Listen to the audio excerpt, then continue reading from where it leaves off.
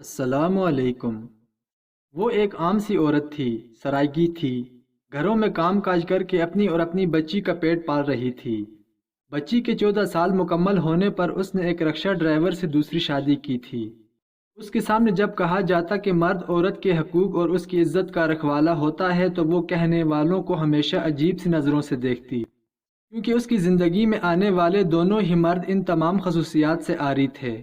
وہ اپنے شوہر کے قتل کے جرم میں جیل میں تھی۔ پہلا شوہر نشے کا عادی تھا اور آئے دن گھر میں فساد ہوتا تھا، جس کی وجہ سے اس نے خلع لے لی تھی۔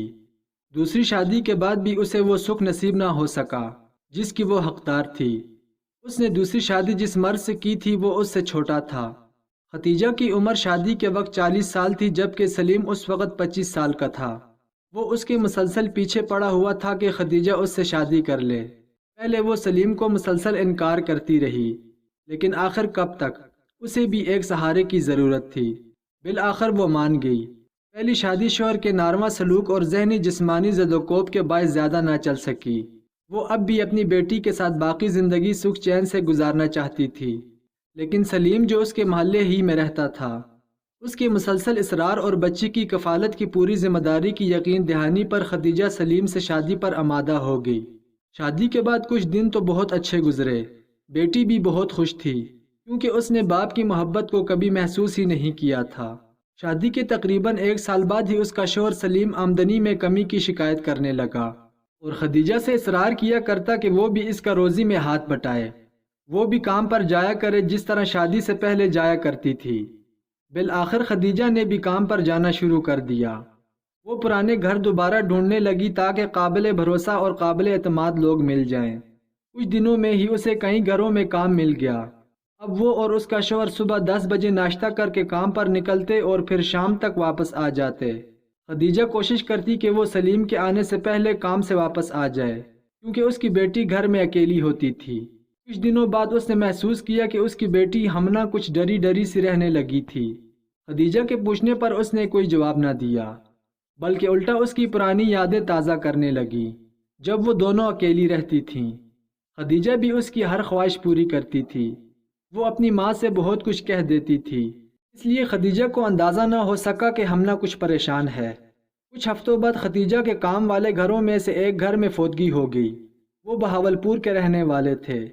مرحوم کی آخری خواہش کے مطابق وہ سب گھر والے میت لے کر پنجاب چلے گئے۔ خدیجہ کی اب جلدی چھٹی ہونے لگی۔ پہلا دن تھا۔ وہ جب جلدی گھر پہنچی تو سلیم کو دروازے پر پایا۔ اس کے پوچھنے پر سلیم نے بتایا کہ وہ اپنا بٹوا بھول گیا تھا۔ اس کے بعد وہ گھر میں داخل ہوئی۔ اس کی بیٹی ہمنا کمرے کا دروازہ بند کیے اندر بیٹھی تھی۔ اس نے دروازہ بجایا تو ہمنا نے ڈری ہوئی آواز میں پوچھا، کون ہے؟ خدیجہ نے کہا، بیٹی دروازہ کھولو۔ ہمنا نے جلدی جلدی دروازہ کھولا اور اس کے گلے لگ کر رونے لگی۔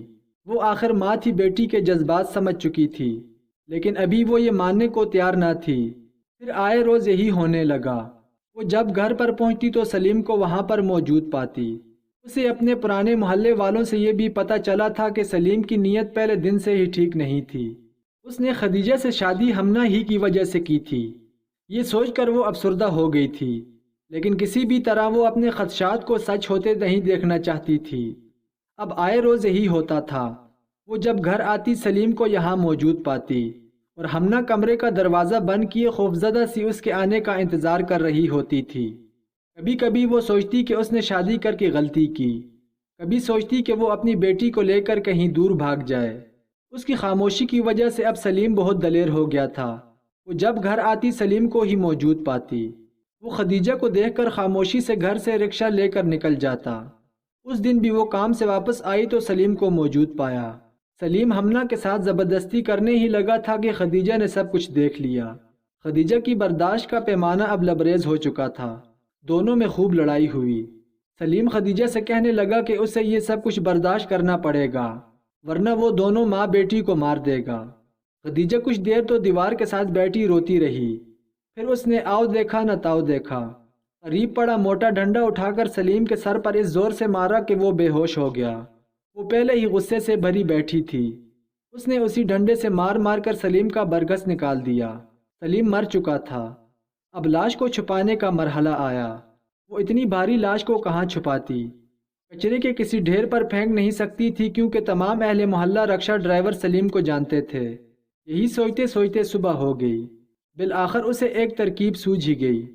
اس کی بیٹی ہمنا ابھی تک کمرے کا دروازہ بند کیے اندر خوفزدہ بیٹھی تھی۔ خدیجہ نے جلدی جلدی سلیم کی لاش کے ٹکڑے کرنا شروع کیے، پھر ہانڈی میں سالن بنانے لگی تاکہ خراب سالن کو کچرے کے ڈھیر پر پھینک دے اور ہڈیاں مختلف جگہوں پر ڈال دے۔ لیکن رات سے مردہ پڑی لاش کی بدبو نے اہل محلہ کو خبردار کر دیا تھا۔ آئے روز اس کے ہاں سے ویسے بھی لڑائی جھگڑے کی آوازیں آتی تھیں۔ اہل محلہ نے پولیس کو اطلاع دی اور خدیجہ موقع واردات سے پکڑی گئی۔ اس کے پاس سے آلہ قتل اور ہانڈی میں لاش کی بوٹیوں سمیت وہ بوری بھی برآمد ہو گئی جس میں اس نے ہڈیاں رکھی تھیں۔